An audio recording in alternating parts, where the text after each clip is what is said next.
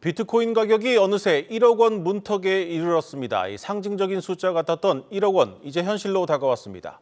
이 분위기가 바뀌자 한동안 가상자산 시장을 떠났던 이 투자자들도 돌아오고 있습니다. 먼저 역사적인 순간을 앞두고 있는 이 비트코인의 가격 흐름, 이민재 기자가 정리했습니다.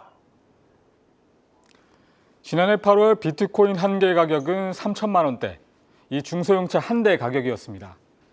이 지난해까지 불던 크립토 윈터의 칼바람 때문이었습니다.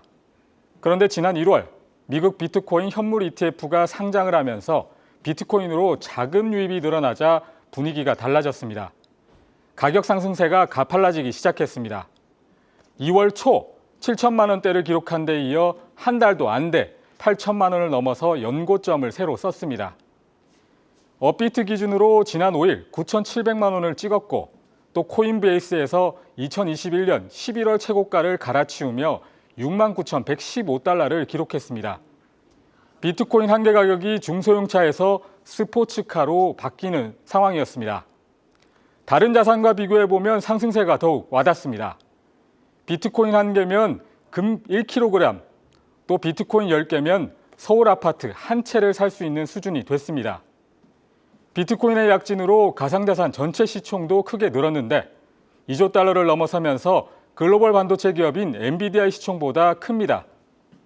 이렇다 보니 예전부터 언급됐던 비트코인 1억 원 설이 현실화될 가능성이 높아졌습니다.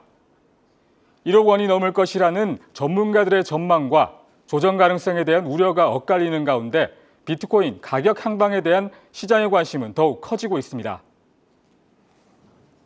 전문가와 함께 비트코인 얘기 조금 더 깊이 들어가 보겠습니다. 홍성욱 NH투자증권 연구원 나오셨습니다.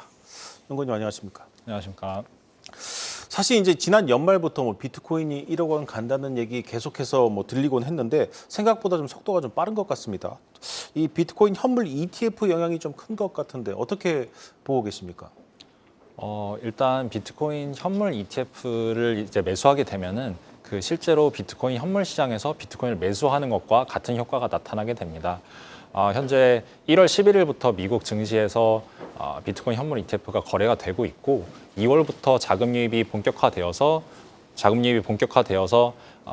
지금 현재까지는 순유입액이 한 80억 달러를 넘어서고 있는 수준이고요. 네. 이거는 한국 기준으로나 이제 미국 기준으로나 상당히 이제 대단한 수치라고 보시면 될 것 같습니다.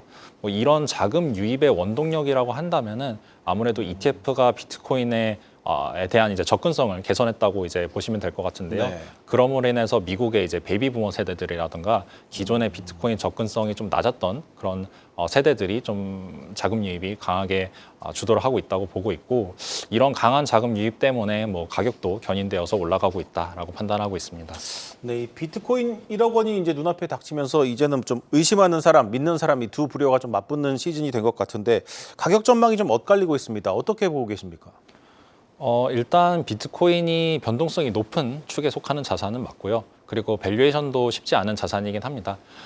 그래서 사실 단일 숫자를 놓고서 투자를 하는 거는 조금 위험할 수 있긴 합니다. 다만 현재 상황은 조금 다를 수 있다고 보는 게 현재 아까 말씀드린 대로 자금 유입세가 상당히 강하기 때문에 이런 자금 유입세가 이어지는 동안은 어쨌든 가격 상승이 이어질 수 있다 이렇게 판단하고 있고요.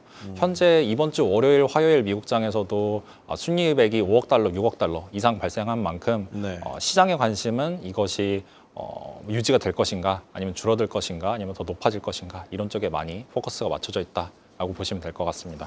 네, ETF 자금 유입 외에도 오늘 4월 이후부터는 이 비트코인 채굴량이 이 절반으로 좀 줄어든 이 반감기가 온다고 하는데 이 반감기가 가격에 주는 영향은 좀 어떻게 보고 계십니까? 네, 말씀하신 대로 반감기 같은 경우에는 이제 비트코인 채굴되는 양이 절반으로 줄어드는 현상을 반감기라고 이야기를 하고요. 네. 현재는 이제 하루에 약 900개 가량 비트코인 채굴이 되고 있습니다. 근데 4월 반감기가 지나게 되면은 450개로 하루에 채굴되는 양이 줄어들게 되고 그러면은 하루에 450개만큼 비트코인 공급이 줄어들기 때문에 그런 수급 효과를 이제 투자자들이 기대를 하게 되는 것인데요. 그거를 이제 비트코인 450개를 좀 뭐 달러 금액으로 좀 환산을 해보자면은 한 3천만 달러 정도가 됩니다. 그래서 이 정도도 충분히 이제 큰 금액이고 이제 데일리로 그 정도 영향이 있다면은 영향이 가겠지만 아까 말씀드린 이제 ETF의 일일 자금 유입액에 비해서는 사실 조금 상대적으로는 작아서 아직까지는 뭐 반감기보다는 좀 ETF 흐름이 자금 흐름이 더 이제 중요한 이제 모니터링 지표다라고 보고 있습니다. 네. 자, 비트코인 가격에 영향을 줄 다른 요인도 한번 짚어보겠습니다. 먼저 국내에서는 올해 7월부터 이 가상자산 관련 법이 좀 시행이 되고요. 해외로 눈을 돌려보면 연말에 좀 미국 대선도 있습니다. 이런 부분들은 좀 어떤 영향이 있을 것이라고 보고 계십니까? 일단 말씀해 주신 대로 7월에는 이제 가상자산 이용자 보호법이 이제 7월 19일부터 시행되게 됩니다. 그 법이 시행이 되게 되면은 이제 투자자 보호가 좀 더 강화될 것으로 예상을 하고 있고 이제 투자자 보호가 이제 뭐 탄탄한 그런 보호가 이루어져야 지금 총선 공약으로 나오고 있는 비트코인 현물 ETF 논의도 더 추가적으로 진행될 수 있을 것으로 예상을 하고 있습니다. 그리고 또 이제 미국도 올해 11월에 대선이 있는데요. 어느 대통령이 당선되느냐에 따라서도 비트코인에 영향에 좀 미칠 것으로 예상을 하고 있고 네. 현재 바이든과 민주당 같은 경우에는 사실 조금 더 규제가 우선이라고 보시면 될 것 같고 반면에 공화당은 조금 더 비트코인에 친화적인 모습이라고 보시면 될 것 같습니다. 특히 최근에 이제 트럼프 전 대통령이 비트코인에 대해서 이제 비우호적인 스탠스에서 조금 중립적으로 이제 톤을 바꾸면서 11월 대선 전까지 조금 더 스탠스가 바뀔지 이런 부분도 좀 관전 포인트인 것 같습니다. 네, 잘 들었습니다. NH투자증권 홍성욱 연구원과 함께했습니다.